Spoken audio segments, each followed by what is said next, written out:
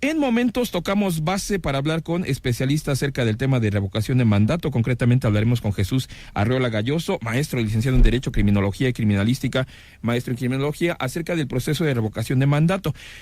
Ahora sí que esto va a sonar como aviso parroquial. Advertencia: la información que nos va a estar compartiendo en esta ocasión el maestro Arreola Galloso tiene que ver con las circunstancias legales y jurídicas del proceso de revocación de mandato.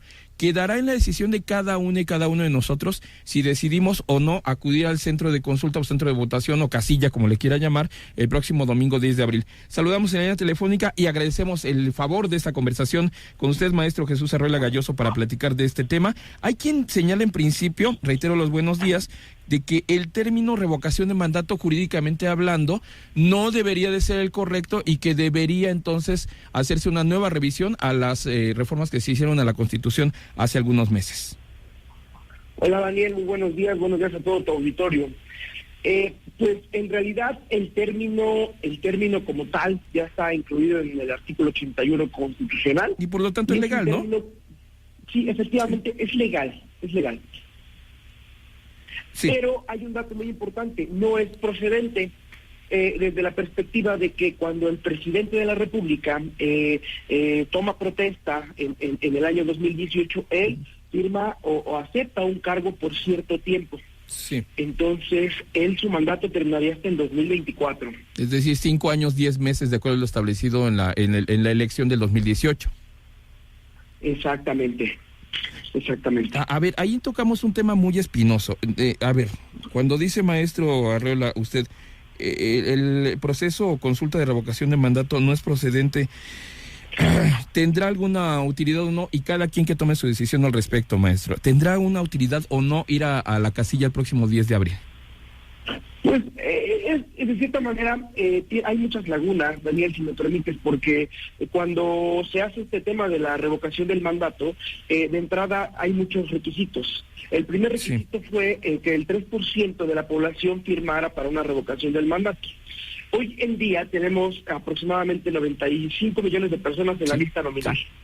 Entonces, 2.8 millones de personas tuvieron que haber firmado.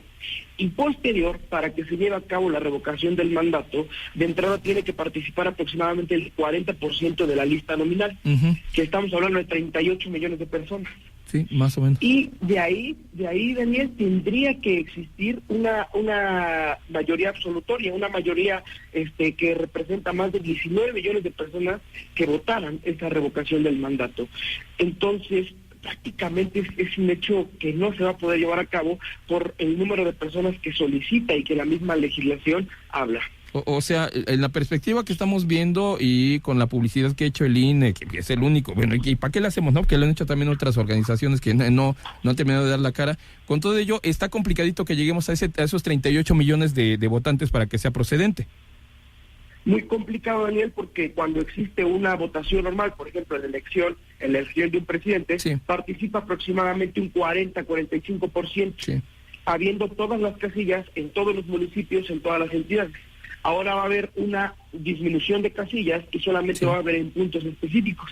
Entonces va a ser muy complicado reunir el 40% de la lista nominal de votantes y de ahí que hubiera una mayoría de estos votantes. Ahora, jurídicamente, se dice, bueno, nos han comentado incluso aquí por WhatsApp quienes nos aseguran ser especialistas en legislación, que son abogadas, que la revocación de mandato, que ya está incluida en la Constitución, que ya forma parte de una reforma constitucional, se debería aplicar hasta el siguiente periodo de gobierno por cuestiones precisamente legales. ¿Es correcta esta apreciación?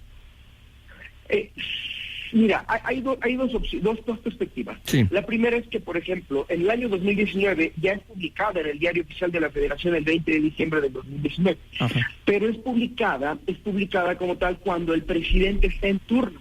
Entonces, efectivamente le tocaría al siguiente presidente hablando, porque primero el tiempo, primero el derecho, ya que el presidente que está en turno tomó como tal protesta por un tiempo en específico.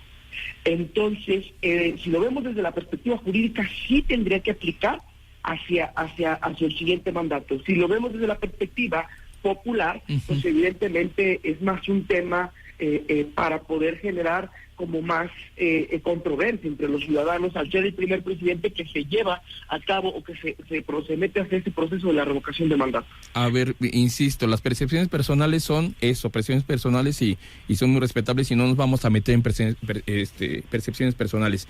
A ver, más bien, entonces, por eso hice esta aclaración. Desde el punto de vista jurídico, ¿estamos perdiendo tiempo con el asunto de revocación de mandato o es un ejercicio interesante de participación ciudadana para otros asuntos?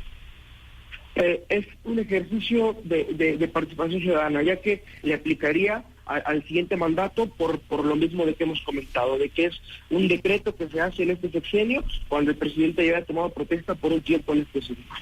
Por acá nos están diciendo vía WhatsApp, es importante este ejercicio para precisamente presidentes futuros, ya que se puede calificar, así lo entiendo en el mensaje que nos mandan, ya que se puede calificar el trabajo que están realizando, maestro. Efectivamente, porque recordemos un punto muy importante. La revocación del mandato es sobre dos cosas, donde una cosa en específico, cuando se pierde la confianza, en este caso del gobernante. Sí. Entonces, justo en eso trasciende el ejercicio. Cuando se pierde la confianza del presidente, la confianza en el gobernante, el ciudadano es el único que puede solicitar esta revocación del mandato. Híjole, una pregunta fundamental en todo esto. ¿Qué ocurre? No especulemos, pero sí veamos escenarios futuros. ¿Qué ocurre si se logra ese 40%? No creo que ocurra. Si eventualmente la mayoría de la población está en contra de que continúe el presidente de México, no creo que ocurra, pero ¿qué pasaría? ¿Qué tiene determinada la ley, las reglamentaciones en estos dos casos? Hay una reglamentación fundamental en el artículo 84 constitucional, en donde se establece que si ocurriera este escenario, quien toma el mandato sería el secretario de Gobernación como un presidente interino. Él sería quien estaría hasta que concluyera el sexenio como presidente interino. Ya no habría elecciones nuevas, sino que el secretario de Gobernación concluiría. En este caso sería el secretario de Gobernación, Adán Augusto López Hernández. Sí, ya no habría elecciones, nada más para hacer la referencia a quien nos hace un favor de escucharnos, porque ya se cumplió más allá de la mitad del término constitucional del actual mandato. Efectivamente, sería un presidente interino quien concluiría este sexenio. La pregunta, ahora es que la pregunta diría el programa clásico de televisión, la pregunta de los 64,000 pesos, ¿nos sirve el proceso? Bueno, el asunto de que cada quien vaya a la casilla, insisto, es un asunto de decisión personal, pero en lo general, ¿nos sirve en algo el actual proceso de revocación de mandato, maestro Arreola? Nos va a servir de manera social para poder impulsionar un proceso en donde la ciudadanía esté en disgusto con sus gobernantes, pero legalmente y procesalmente no va a servir de nada, ya que va a ser muy complicado que podamos quitar al presidente actual. Sí, lo que decimos es un momento. La semana pasada tuvimos conversación con el presidente municipal de Acaxochitlán, Eric Carvajal Romo. Empató el tema en este sentido, maestro Arreola, porque platicábamos con él acerca de la consulta ciudadana a obras públicas. Por ahí podría ser el tema también interesante del uso de este tipo de herramientas de consulta popular, ¿no? Efectivamente se puede utilizar bajo estas herramientas. Recordemos que anteriormente hubo una consulta popular ya realizada por el mismo gobierno federal, pero este ejercicio puede funcionar para este tipo de situaciones, en donde la ciudadanía, recordemos el requisito indispensable, la ciudadanía es la que debe solicitar este tipo de consulta. Exacto. Presupuesto participativo, ya me acordé del término jurídico electoral. Presupuesto participativo, preguntarle a la gente, a ver, ahí está lana, hay estas 3 o 4 opciones de obra, ¿cuál es la que quieres de acuerdo a las necesidades de tu comunidad y las propias?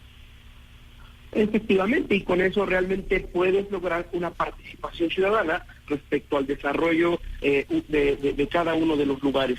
Sale.